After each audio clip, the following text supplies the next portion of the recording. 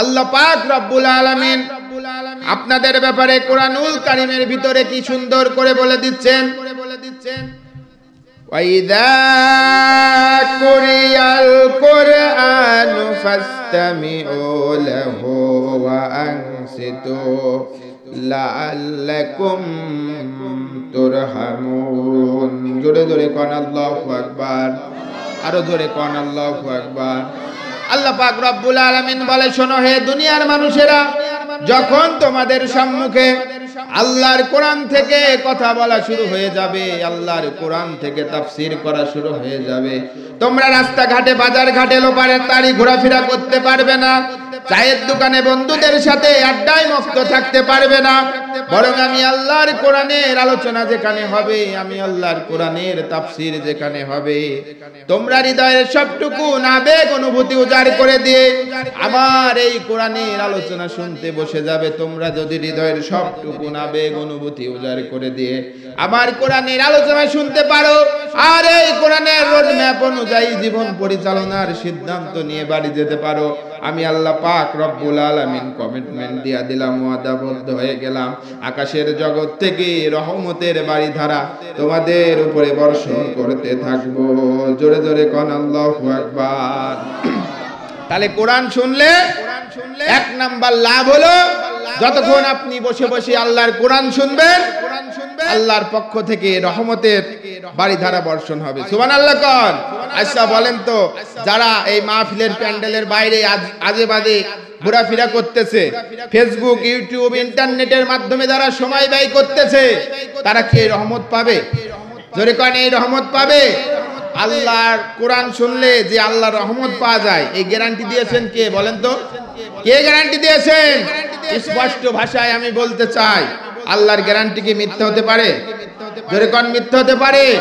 আগামীকালের পূর্ব দিগন্তের সূর্যটা পশ্চিম দিগন্তে অস্তমিত না হয়ে পূর্ব দিগন্তে অস্তমিত হলেও হতে পারে। কথা বলুন, কথা ঠিক কিনা?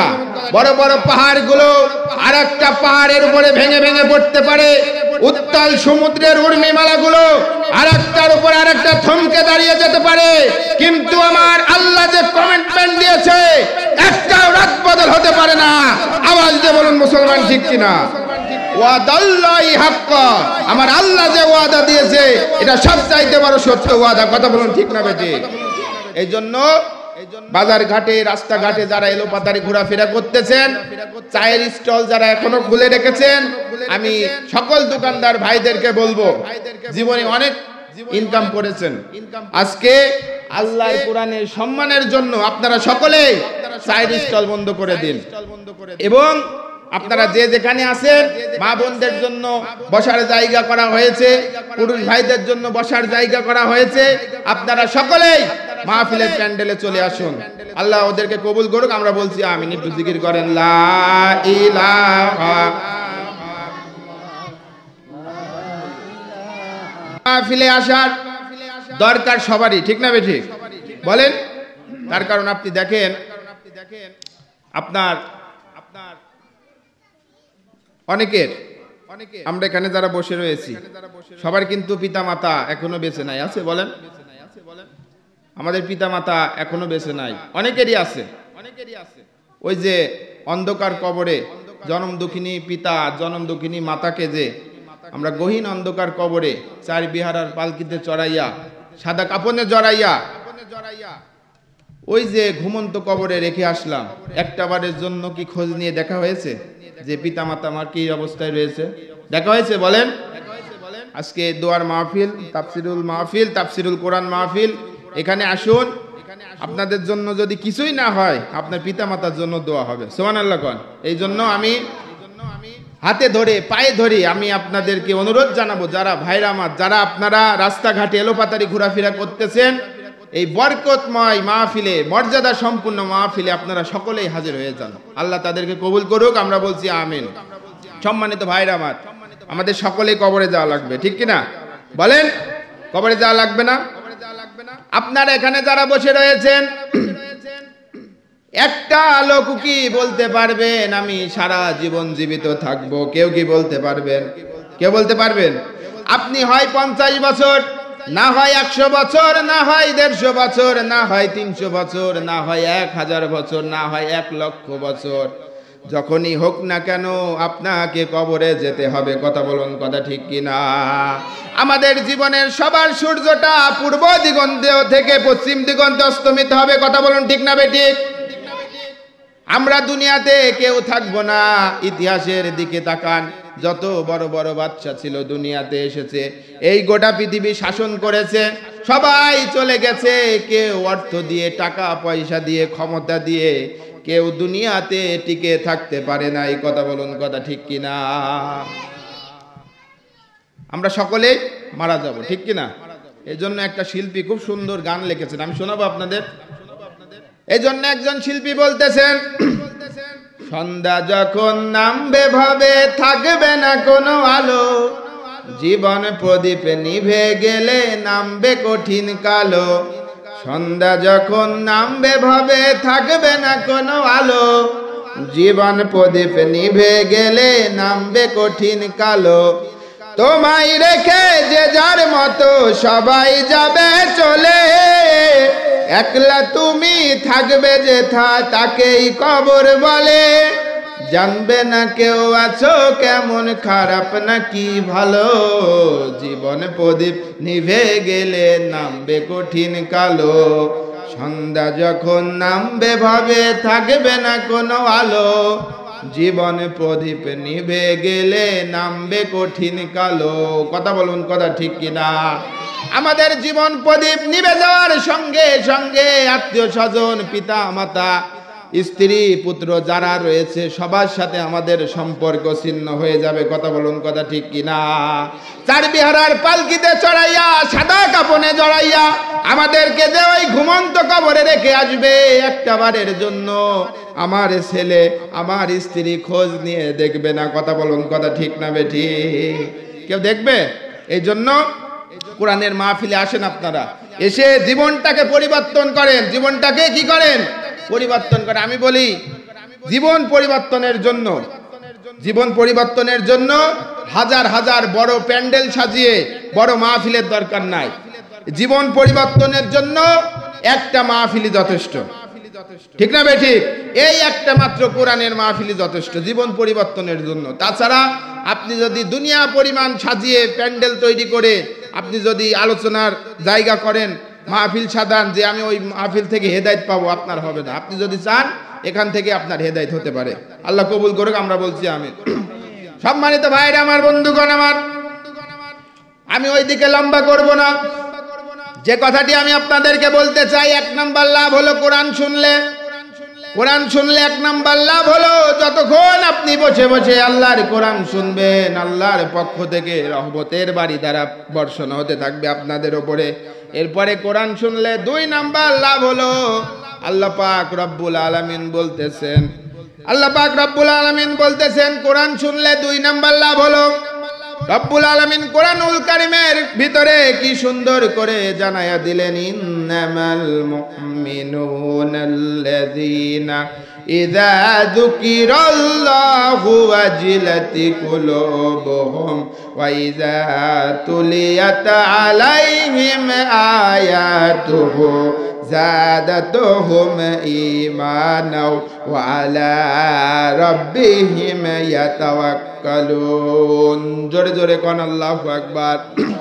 আল্লাহ পাক রব্বুল আলামিন বলছেন, মুমিন তো তারা, ঈমানদার তো মূলত তারা।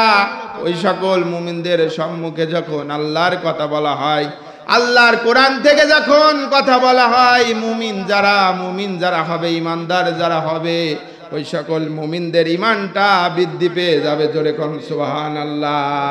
তাহলে কোরআন শুনলে 1 নাম্বার লাভ হলো, যতক্ষণ বসে বসে আল্লাহর কোরআন শুনবেন, আল্লাহর পক্ষ থেকে রহমতের বাড়ি দ্বারা বর্ষণ হবে। এরপরে আপনি যদি ঈমানদার হন, আপনার ঈমানটা বৃদ্ধি পেয়ে যাবে। কথা বলুন, ঠিক না বেঠিক? এরপরে আমার আল্লাহ পাক রব্বুল আলামিন বলতেছেন, কোরআন শুনলে রাসূলুল্লাহ সাল্লাল্লাহু আলাইহি ওয়াসাল্লাম হাদিস পাকের ভিতরে বলতেছেন, যদি কোনো জায়গায় কোরআনের মাহফিলের আয়োজন করা হয়, সেই জায়গাটার সাধারণ কোনো জায়গা থাকে না, সেই জায়গাটা জান্নাতের টুকরায় পরিণত হয়ে যায়। জোরে জোরে কোন সুবহানাল্লাহ। তাহলে আমরা যেখানে বসেছি এটা জান্নাতের বাগান।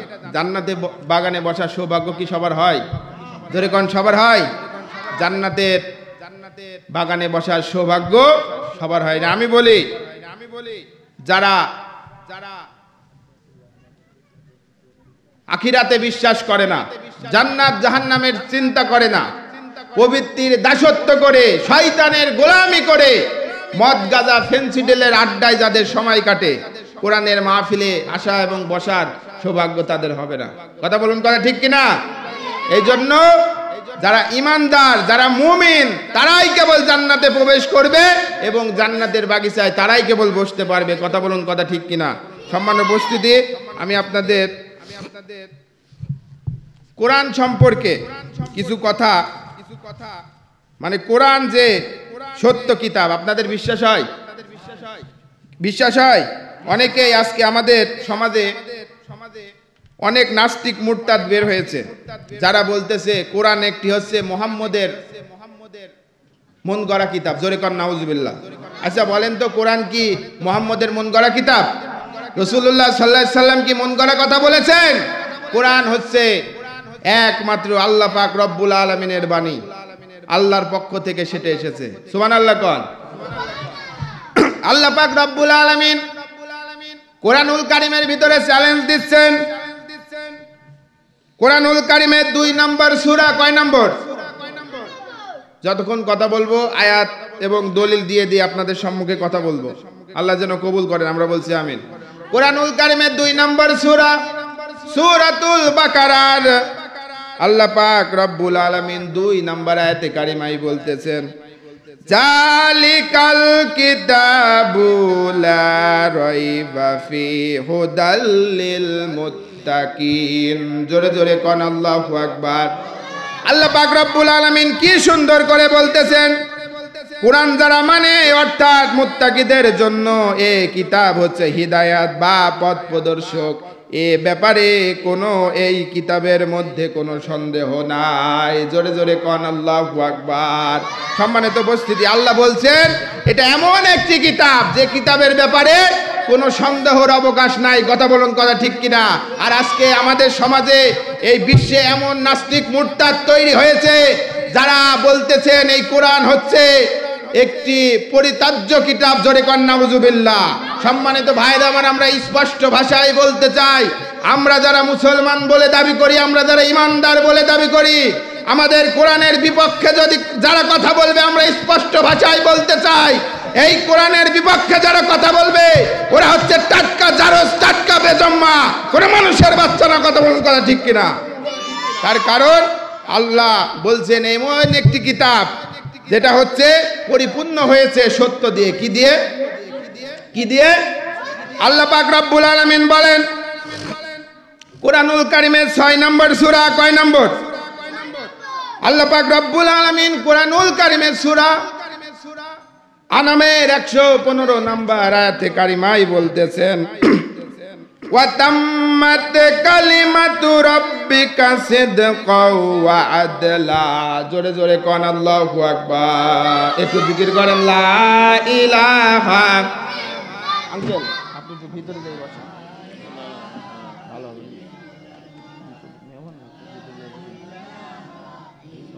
না আপনি যান, আমি যা বলছি শোনেন, কথা হবে না, আপনি বসেন। সবাই লা ইলাহা, সবাই লা ইলাহা, লা ইলাহা ইল্লাল্লাহু মুহাম্মাদুর রাসূলুল্লাহ সাল্লাল্লাহু। আল্লাহ পাক রব্বুল আলামিন বলছেন 3টা জিনিস দিয়ে কোরআন পরিপূর্ণ হয়েছে। কয়টা জিনিস দিয়ে? 1 নম্বরে কোরআন পরিপূর্ণ হয়েছে সিদক, সত্য দিয়ে। জোরে কোন সুবহানাল্লাহ। এই দুনিয়াতে এতদিন পর্যন্ত দুনিয়াতে যত দার্শনিক, বুদ্ধিজীবী, বৈজ্ঞানিক যারা এসেছে কোরআনুল কারিমের ভিতরে একটাও ভুল খুঁজে খুঁজে বের করতে পারে নাই। কথা বলুন, কথা ঠিক কিনা? দুনিয়াতে এ পর্যন্ত যত দার্শনিক, বৈজ্ঞানিক, বুদ্ধিজীবী এসেছে, এই কোরআনুল কারিমের ভিতরে একটা ভুল খুঁজে খুঁজে বের করতে পারে নাই। জোরে কোন আল্লাহু আকবার। এই সেই কিতাব, এই সেই কিতাব। সম্মানিত উপস্থিতি, আমার কথা কি আপনাদের খারাপ লাগছে? খারাপ লাগছে? খারাপ লাগলে আমাদের কিছু করার নাই। আমরা সেই শয়তানের পা চাটা হুজুর না, যে কোরআনের কথা গোপন করে মিষ্টি মিষ্টি কথা বলে চলে যাব। ঠিক না বেঠিক? সম্মানিত উপস্থিতি, সমাজে অনেক হুজুর আছে দেখবেন, খাওয়ার পরে মিষ্টি খাওয়া সুন্নত, মেসাক করা সুন্নত, এগুলা খুব ভালোই মনে রাখে, কিন্তু কোরআন মেনে কোরআনের আইন প্রতিষ্ঠা করে জেলখানায় যা সুন্নত, এই হুজুর, অনেক হুজুর আছে এই কথা শুনলেই তাদের পায়জামা খারাপ হয়ে যায়। কথা বলুন, কথা ঠিক কিনা? কথা বোঝেন তো? কিন্তু এই যে আমরা কোন জাতের হুজুর একটু বলবো। একজন আমার এক উস্তাদ বলতেছে, আমার এক নানা গল্প করতো যে তুই তো হুজুর হলি ভাই, 11 খান শিয়ালমারি একটা হুজুর হয়। কয়টা শিয়ালমারি? আচ্ছা আপনারা বলেন তো, পৃথিবীতে যত পশু রয়েছে, চতুষ্পাদ জন্তু, সবচাইতে পণ্ডিত জন্তু কি বলেন তো? হ্যাঁ, তাহলে 11 খান শিয়ালমারি যদি একটা হুজুর হয়, আমরা হচ্ছে সেই জাতের জাত। ঠিক না বে ঠিক? সম্মানিত ভাইরা আমার, যদিও কথাটা শুনতে কি রকম, কিন্তু আমাদের মাথায় কিন্তু বুদ্ধি কম নেই, শুধু পরিস্থিতির শিকার হুজুরেরা। ঠিক না বে ঠিক? সময় একদিন আসবে, আরে আমরা কথা বললে বলে হুজুররা কি জানে, আরে আমরা যা জানি তোদের 14 গোষ্ঠীও তা জানে না। কথা বলুন, কথা ঠিক কিনা? কথা বলতে গেলে অনেক হয়ে যায়, তো ওইদিকে আমি লম্বা করব না। তো আল্লাহ বলছেন কোরআন পরিপূর্ণ হয়েছে 1 নম্বরে সিদকা দিয়ে, সত্য দিয়ে, যার ভিতরে দুনিয়াতে যত বুদ্ধিজীবী, যত বৈজ্ঞানিক, যত দার্শনিক এসেছে, কেউ কোরআনুল কারিমের মধ্যে একটা ভুল খুঁজে পায় না। জোরে কোন সুবহানাল্লাহ। আজকে দেখবেন চুনুপটি, চামচিকা, ইঁদুর মার্কা কিছু নাস্তিক যারা দার্শনিকে পড়াশোনা করে কোরআনের ভুল ধরতে আসে, রাসূলের আদর্শের বিরুদ্ধে কথা বলে। ঠিক না বেঠিক? কিন্তু আপনারা হয়তো অনেকেই জানেন, ভারতের একটা পণ্ডিত, আপনারা সকলে জানেন, তার নাম ছিল শিবশক্তি। কি নাম ছিল? শিবশক্তি নামে একজন পণ্ডিত ছিল। 18 কোটি মানুষের দেবতা ছিলেন। কয় কোটি? 18 কোটি। ভারতের 18 কোটি মানুষের দেবতা ছিলেন শিবশক্তি। এই শিবশক্তি যখন বসে রয়েছেন, তার 18 কোটি মানুষের দেবতা, তো ওনার কাছে সবাই আসলেন। আসার পরে মাঝে মাঝে কিছু লোক আছে দেখবেন যে হুজুরদের যখন কোনো ভুল খুঁজে না পায়, এমনিতেই চুলকাই ওঠে। কথা বলেন ঠিক না বেঠিক? মানে দোষ না করলেও দোষী বানিয়ে দেয়, আছে না? বলল শিব শক্তিকে ওই 18 কোটি জনগণ, ভারতের কিছু হিন্দু, উগ্র হিন্দু যারা শিব শক্তিকে এসে বলতেছেন, হে আমাদের দেবতা, ভারতের 18 কোটি জনগণ, আমরা সবাই আপনাকে দেবতা মানি। আপনি তো বহু ধর্মের কিতাবের ভুল ধরেছেন, কিন্তু শুধু মুসলমানদের কিতাবের ভুল আপনি ধরতে পারেন নাই। এবার আপনার কাছে আমরা অনুরোধ জানাই, কোরআনুল কারিমের ভুল ধরে গোটা বিশ্ববাসীকে দেখিয়ে দেন। জোরে জোরে কন নাউজুবিল্লাহ। তাহলে এরপরে শিবশক্তি বললেন, আচ্ছা ঠিক আছে, কোরআনুল কারিমের ভুল ধরে আমি গোটা বিশ্বের মানুষের কাছে দেখিয়ে দেব। নাউজুবিল্লাহ কন। এরপরে শিবশক্তি যখন কোরআনের ভুল ধরার জন্য লেখাপড়া শুরু করে দিল, 1 নয় 2 নয়, অনেকগুলি বছর তিনি পার করলেন। অনেকগুলি বছর পার করার পরে শিবশক্তি 1 নয় 2 নয় 70 বার কোরআনুল কারিমের ভুল ধরে ফেললো। জোরে কন নাউজুবিল্লাহ। 70 বার ভুল ধরার পরে শেষের বার 71 বার যখন কোরআনুল কারিমের ভুল ধরতে গেল আর কোনো ভুল খুঁজে পেল না। জোরে জোরে কোন সুবহানাল্লাহ। এরপরে ডক্টর শিবশক্তি ভারতের হিন্দুদেরকে ডাক দিয়ে বলল, হে ভারতের হিন্দুরা, আমি তোমাদের 18 কোটি মানুষের দেবতা কোরআনুল কারিমের ভুল ধরেছি 70 বার। এই 70 বার 71 বার আমি যখন কোরআনের ভুল ধরতে গিয়েছি, 71 বার ভুল ধরার পরে আমি দেখলাম ভুল আমার নিজের ভিতরেই রয়ে গেছে। জোরে জোরে কোন সুবহানাল্লাহ। তাহলে সে কোরআনের ভুল 70 বার ধরলো, ধরার পরে সে দেখলো যে কোরআনুল কারিমের ভিতরে কোনো ভুল নাই, ভুল হচ্ছে আমার নিজের ভিতরে। এ ভুলটা নিজের ভিতরে যখন সে ভুল পেয়ে গেল, আমি যে কোরআনের ভুল ধরতে গিয়েছি, ভুল তো আমার ভিতরে, কালেমা পড়ে মুসলমান হয়ে গেল। জোরে জোরে কোন সুবহানাল্লাহ। সে 18 কোটি মানুষের দেবতা ছিলেন, তিনি কালেমা পড়ে মুসলমান হয়ে তিনি এখন ডক্টর ইসলামুল হক, তার লেখা অনেক বই রয়েছে। যারা সাহিত্য পড়েন, ইসলামী সাহিত্য যারা পড়েন তারা সকলেই জানেন ডক্টর ইসলামুল হকের লেখা অনেক বই রয়েছে। জোরে কোন সুবহানাল্লাহ। এই জন্য আল্লাহ বলছেন কোরআন পরিপূর্ণ হয়েছে 1 নম্বরে সত্য দিয়ে।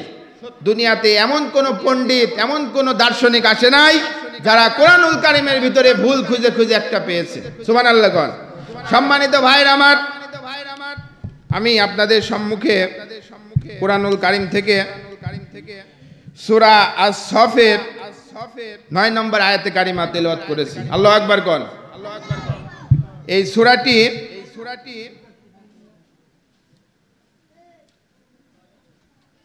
সূরা নম্বর হচ্ছে 61। এই সূরাটির নম্বর হচ্ছে 61। কত নম্বর?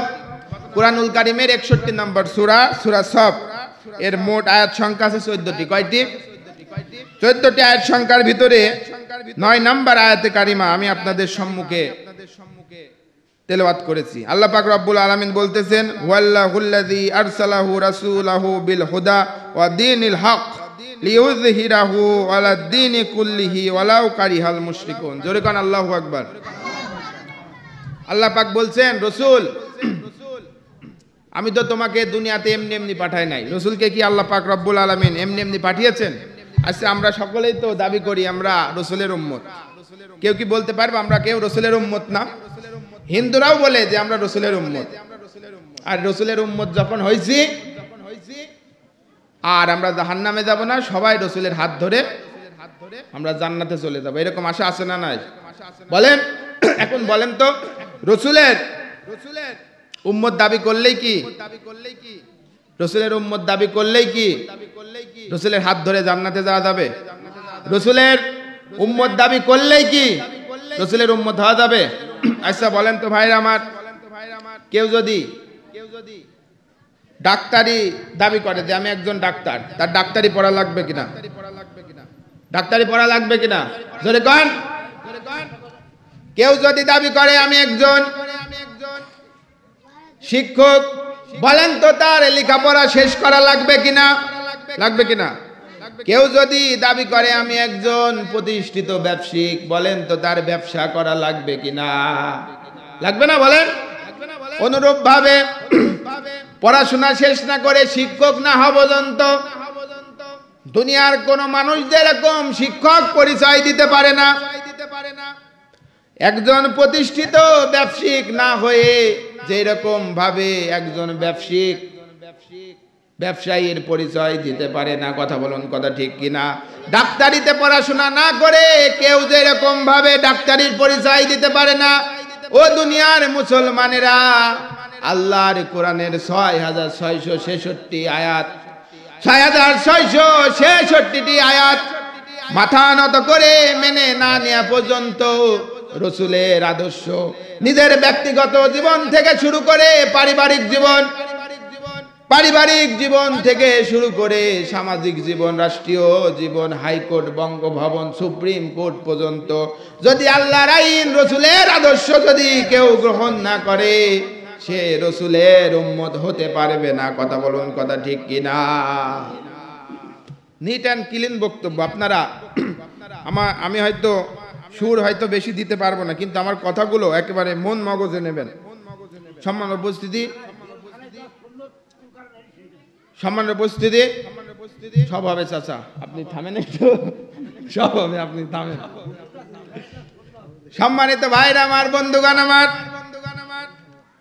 আল্লাহ পাক রব্বুল আলামিন রাসূলুল্লাহ সাল্লাল্লাহু আলাইহি সাল্লামকে একটা উদ্দেশ্য করে দুনিয়াতে পাঠিয়েছেন। কথা বলুন ঠিক না বেটি? এখন আমরা রসুলের উম্মত দাবি করি। এখন রসুল যেটা করে গিয়েছেন সেটা আমাদের করা লাগবে কি লাগবে না বলেন? রসুল যেটা করে গিয়েছেন এটা আমাদের করা লাগবে, নাকি রসুল শুধু যেটা খেয়ে গিয়েছে সেটা আমাদের করা লাগবে? দুটোই করা লাগবে। রসুলের আদর্শ থেকে যদি আপনি মিষ্টি খাওয়া সুন্নত এটা বাদ দেন, আপনি কিন্তু বেঈমান হয়ে যাবেন। ঠিক অনুরূপ ভাবে আপনি যদি রসুল যেভাবে সমাজ এবং রাষ্ট্র চালিয়েছেন কোরআনের আইন দিয়ে, এটা যদি আপনি অস্বীকার করেন, আপনি কিন্তু বেঈমান হয়ে যাবেন, আপনার ঈমান থাকবে না। রসুলকে মানতে হবে একেবারে বাথরুমে যাওয়া থেকে শুরু করে হাইকোর্ট, পার্লামেন্ট পর্যন্ত, আন্তর্জাতিক জীবন পর্যন্ত। কথা বলুন, কথা ঠিক কিনা? সম্মানিত ভাইরা আমার, অনেকেই বলতে পারেন, অনেকেই আপনারা বলতে পারেন রসুলকে বাথরুমে যাওয়া থেকে শুরু করে আন্তর্জাতিক জীবন পর্যন্ত কিভাবে আমরা মানব? আমি আপনাদের কাছে প্রশ্ন ছুড়ে দিতে চাই বন্ধুগণ আমার, ভাইরা আমার। আল্লাহ পাক রব্বুল আলামিন বলতেছেন রসুলকে আমি এমন ভাবে সৃষ্টি করেছি, বাথরুমে যাওয়া থেকে শুরু করে আন্তর্জাতিক জীবন পর্যন্ত পঙ্খানু অনুভাবে যেভাবে চালাতে হবে আমি রসুলের ভিতরে সব আদর্শ দিয়ে দিয়েছি। জোরে জোরে কোন সুবহানাল্লাহ। এখন বলেন তো, আমরা ঘুম থেকে উঠে কোথায় যাই? ঘুম থেকে উঠে বাথরুমে যাই, নাকি অন্য একেবারে বাথরুম না সেরে আমরা হচ্ছে কাঁচামারি মাঠে যাই? বলেন, এখন আপনি বাথরুমে কিভাবে যাবেন? এই বিধান রসুলের আদর্শের ভিতরে আছে না নাই? জোরে কোন আছে না নাই? পানি দেন দিদি, পানি। আপনি কিভাবে বাথরুমে যাবেন এই বিধান রসুলের আদর্শের ভিতরে আছে না নাই? একটু জোরে কোন। আপনারা এমন ইয়ে করছেন মনে হচ্ছে রসুল কিছু জানে না। নাউজুবিল্লাহ কোন। আপনি কিভাবে বাথরুমে যাবেন সেই বিধান রসুলের আদর্শের ভিতরে আছে না নাই? সম্মানিত ভাইয়েরা আমার, আমি আপনাদেরকে বলি, কোরআন হচ্ছে থিওরিক্যাল ইসলাম, লিখিত ইসলাম, আর রসুল হচ্ছে প্র্যাকটিক্যাল ইসলাম। এই কোরআন আমরা কিভাবে মানব, এই কোরআন অনুযায়ী আমরা কিভাবে চলবো, আল্লাহ পাক রব্বুল আলামিন রসুলের মাধ্যমে আমাদেরকে শিখিয়ে দিয়েছেন। ঠিক না বে ঠিক? এই যে আপনারা যারা স্কুল কলেজে লেখাপড়া করি, দেখবেন এই রিডিং পড়ার পাশাপাশি আমাদের প্র্যাকটিক্যাল ক্লাস হয়।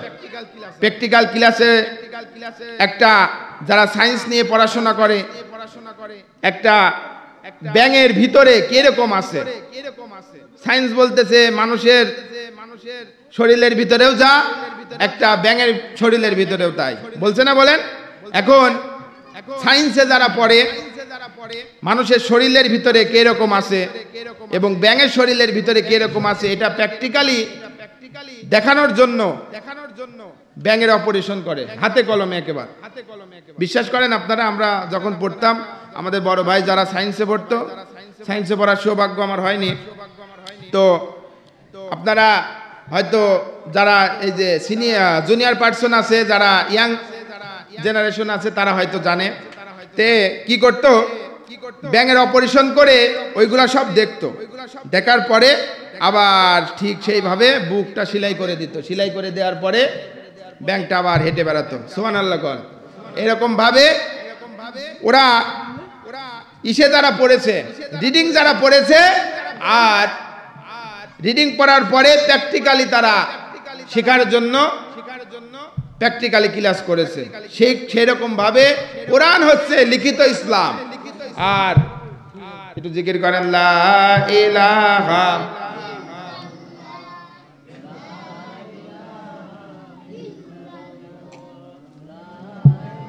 থাক থাক, তুমি যাও, তুমি যাও।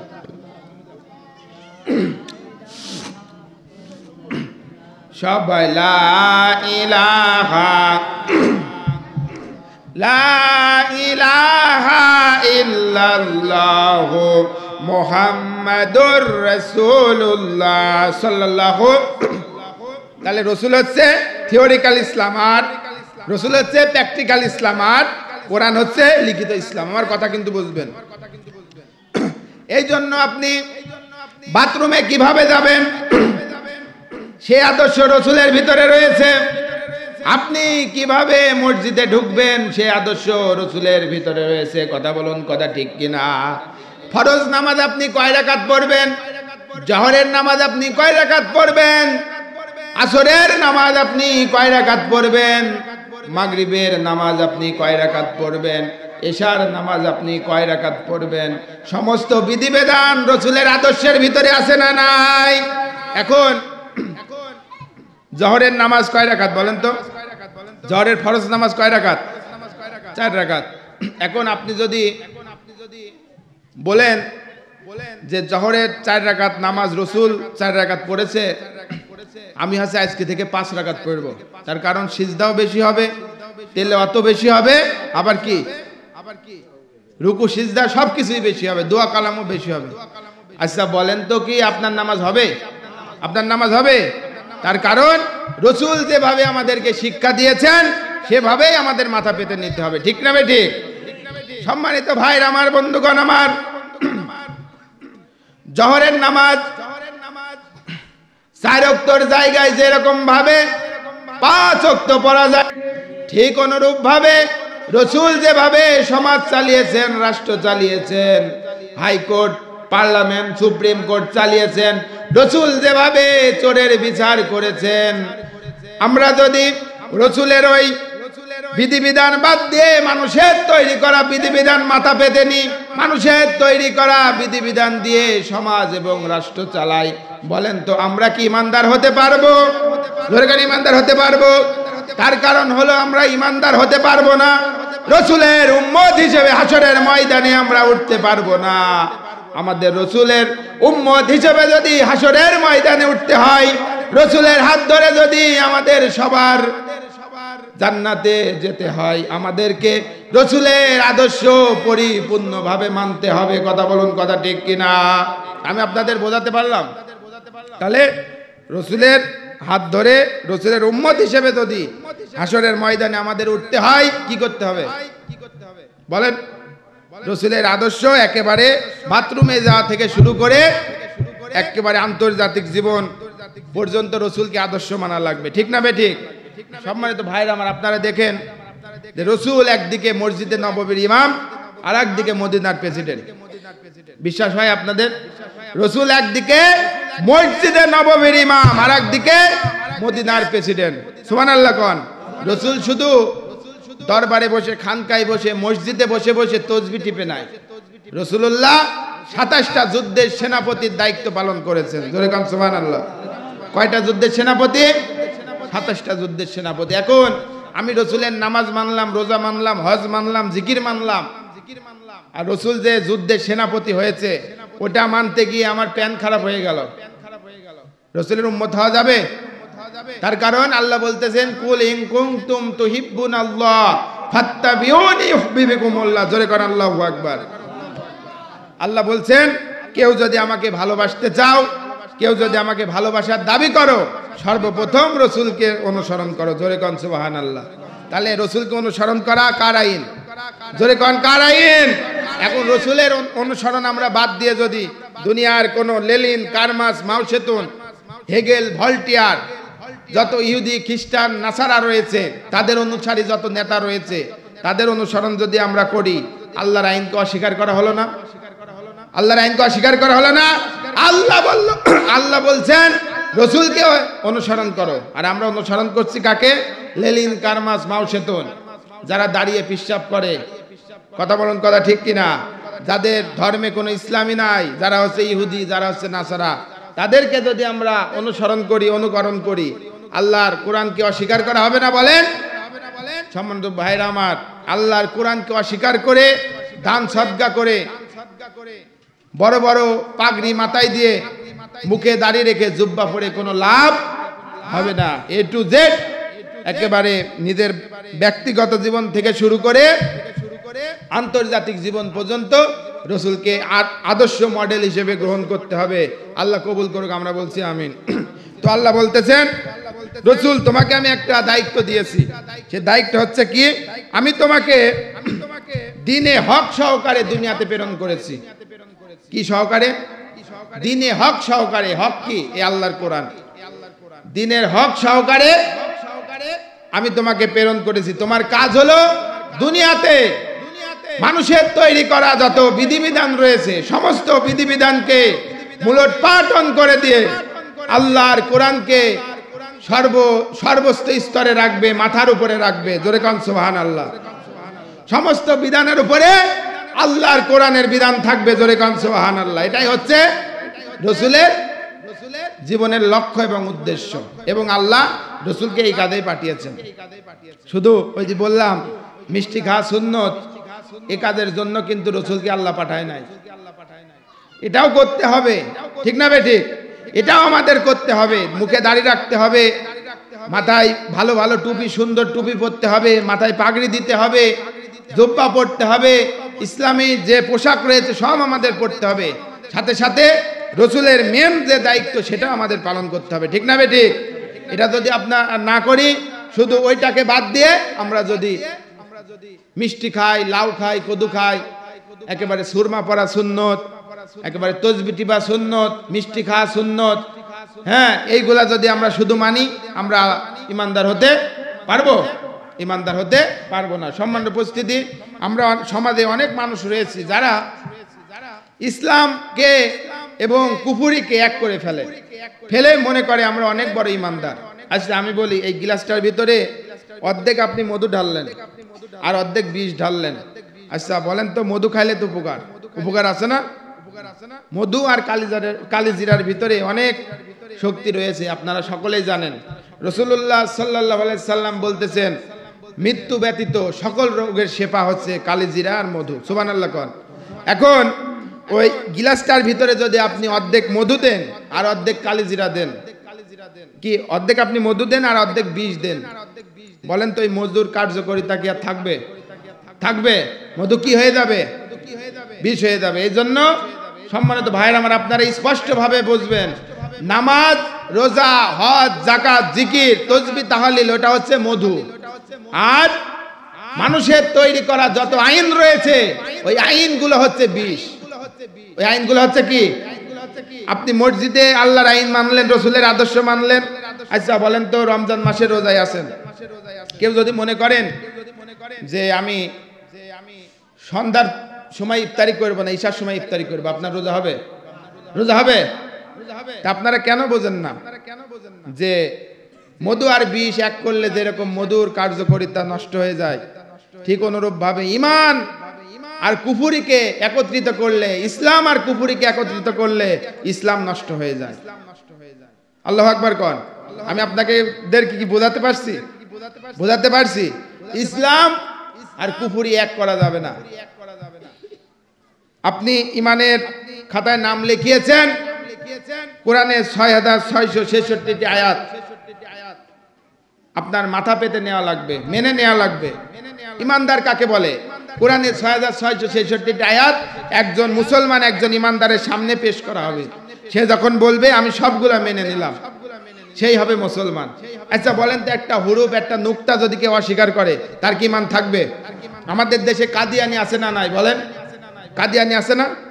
আচ্ছা বলেন তো, কাদিয়ানিরা তো কোরআনের সব আয়াত মানে, কোরআনের সব আয়াত মানে, শুধু অস্বীকার করে খাতামান নবী, রসুল যে আমাদের শেষ নবী, রসুল যে আমাদের শেষ রাসূল, এটা তারা কি করে? এটা তারা অমান্য করে, যার কারণে তারা মুসলমান পরিচয় দিতে পারবে না। তারা হচ্ছে কাদিয়ানি। তারা হচ্ছে কি? তারা হচ্ছে কাদিয়ানি সম্প্রদায়। তারা যতই মুসলমান বলে দাবি করুক, আহলে সুন্নাত ওয়াল জামাতের যত প্রকার আলেম রয়েছে সবাই বলতেছে তারা কাফের। জোরে কোন আল্লাহু আকবার। এই জন্য বলেন তো, তারা একটা আয়াত অস্বীকার করার কারণে, খ তা মিম, তিনটা অক্ষর অস্বীকার করার কারণে যদি কাফের হয়, আমাদের জীবনে আপনি দেখুন আল্লাহর কোরআনের কত শত শত আয়াত আমরা অস্বীকার করছি, অমান্য করছি। কাদিয়ানিরা যদি মুসলমান না হয়, আমরা কি মুসলমান থাকতে পারবো? মুসলমানের ঘরে জন্ম নিলেই মুসলমান হওয়া যায় না। মুসলমান হওয়া যায়, ওই যে বললাম, ডাক্তারি না পড়ে কেউ ডাক্তার হতে পারে না, ডাক্তারি পরিচয় দিলে সে ডাক্তার হতে পারবে না। ওই যে শিক্ষকতা যিনি করবেন, লেখাপড়া শেষ না করে চাকরি না পাওয়া পর্যন্ত সে শিক্ষকের পরিচয় দিতে পারবে না। অনুরূপভাবে আল্লাহর আইন আর রসুলের আদর্শ পরিপূর্ণভাবে না মানা পর্যন্ত সে রসুলের উম্মত হতে পারবে না। তাহলে সম্মান্য উপস্থিতি, রসুলকে আল্লাহ পাঠিয়েছেন দ্বীনে হক সহকারে, এবং এই হক, এই কোরআন থাকবে সমস্ত বিধানের উপরে। সুবহানাল্লাহ কোন। এই কোরআন থাকবে সমস্ত বিধানের উপরে। আর মানুষের তৈরি করা যত আইন রয়েছে, রাশিয়ার তৈরি করা যত আইন রয়েছে, আমাদের দায়িত্ব কি?